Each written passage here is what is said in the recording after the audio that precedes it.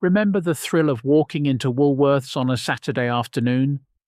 The distinctive red and gold signage beckoning you inside, the sweet aroma of pick and mix sweets filling the air, and those iconic red shopping baskets that seem to multiply in your hands? For generations of Britons, Woolies wasn't just a shop, it was a cultural institution woven into the very fabric of our high streets. But then, seemingly overnight, this retail giant that had survived 2 world wars and countless economic storms simply vanished. So what really happened to Britain's beloved Woolworths? The truth is far more shocking than you might imagine. The story begins in 1909 when American entrepreneur Frank Woolworth crossed the Atlantic with a revolutionary concept. His vision was simple yet groundbreaking. Create stores where everything cost either threepence or sixpence, making quality goods accessible to ordinary working families. The first British Woolworths opened in Liverpool, and shoppers were mesmerised by this novel approach to retail. Here was a store where you could browse freely without intimidating shop assistants hovering over you, where prices were clearly marked, and where ordinary people could afford small luxuries. Woolworth's timing couldn't have been more perfect. Britain was experiencing unprecedented social change as the working class gained more disposable income and leisure time. The company's slogan, "Nothing over sixpence," resonated with customers who had grown tired of the stuffy, class-conscious department stores that treated them like unwelcome intruders. Within a decade, Woolworths had opened dozens of stores across Britain, each one becoming an instant focal point of its local community. The real magic happened during the interwar years when Woolworths transformed from a curiosity into a national phenomenon. By the 1930s, you'd be hard-pressed to find a town centre without that familiar red fascia proudly displayed. The stores became treasure troves of affordable goods that made life just a little bit brighter during difficult times. Kitchen utensils, toys, cosmetics, stationery, and of course those legendary pick and mix sweets that turned every visit into a small adventure. What made Woolworths truly special wasn't just the products they sold, but the experience they created. The wide aisles allowed families to wander together, children pointing excitedly at toys while parents calculated household budgets.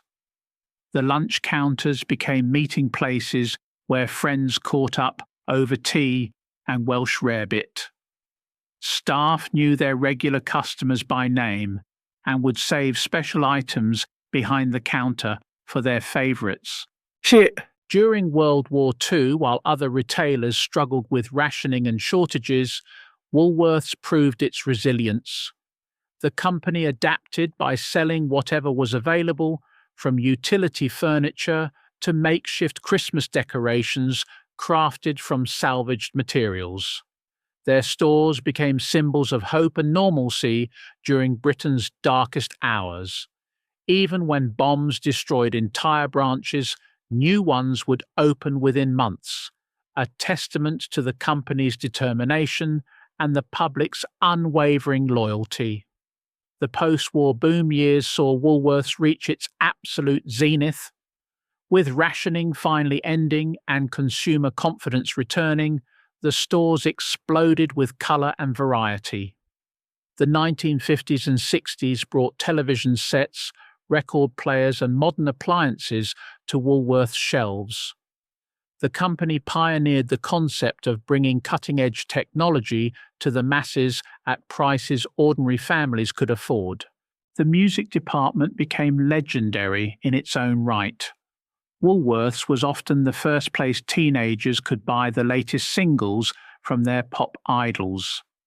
The listening booths where customers could preview records before purchasing became social hubs where young people discovered new artists and shared musical passions. Many future musicians credit Woolworths with introducing them to the sounds that would shape their careers. But perhaps nothing defined the Woolworths experience quite like the pick and mix counter. Those glass-fronted displays filled with an endless variety of sweets created pure childhood magic. The ritual of selecting your favourites, watching them being weighed, and receiving that distinctive white paper bag became a rite of passage for generations of British children. The penny sweets that weren't actually a penny anymore still carried that nostalgic promise of affordable indulgence. By the 1970s, Woolworths had become more than just a retailer. It was a British institution as recognisable as red telephone boxes or double-decker buses. The company operated nearly 1,000 stores nationwide, employed over 60,000 people, and served millions of customers every week.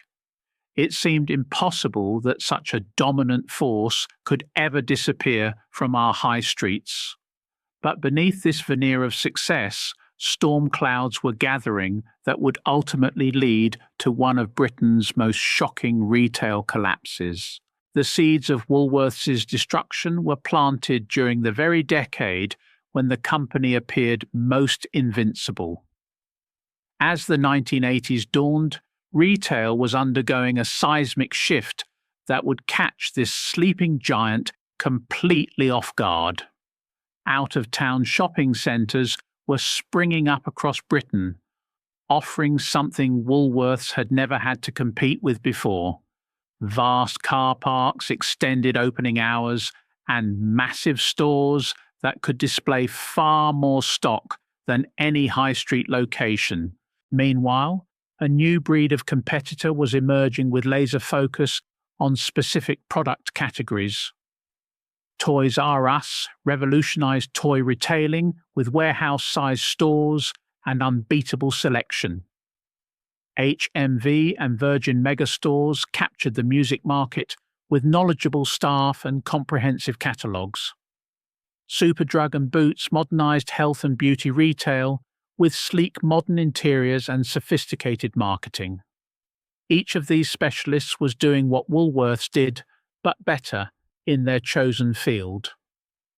The company's response to these threats was catastrophically inadequate. Rather than innovating or adapting, Woolworths management seemed paralysed by their own past success.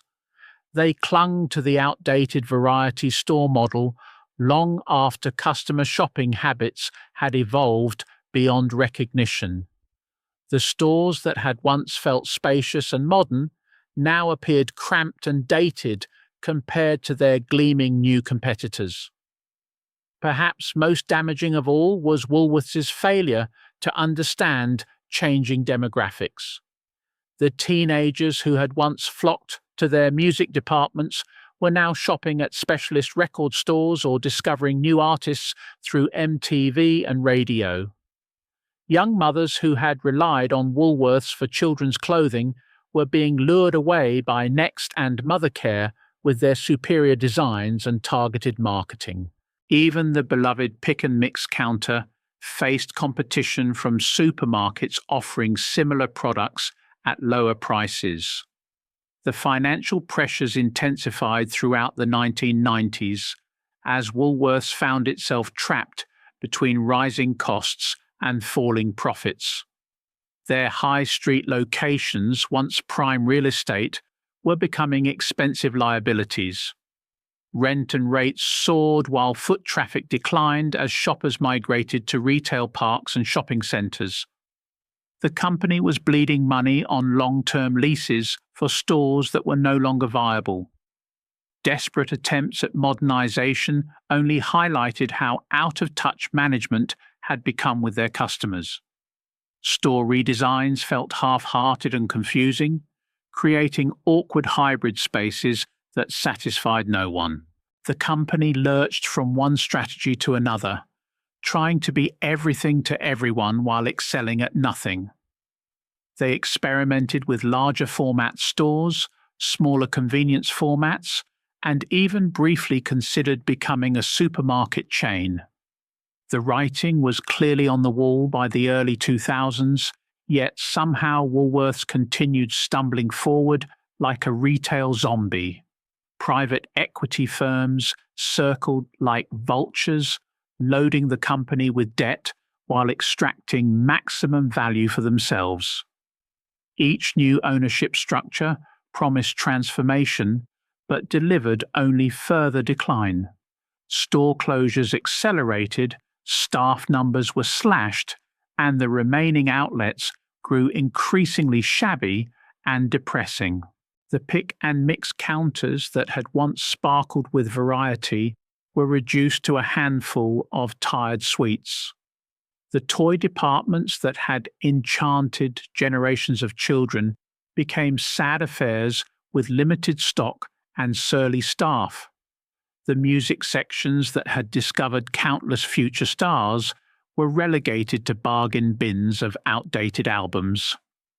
Everything that had made Woolworths special was systematically stripped away in the name of cost-cutting and efficiency.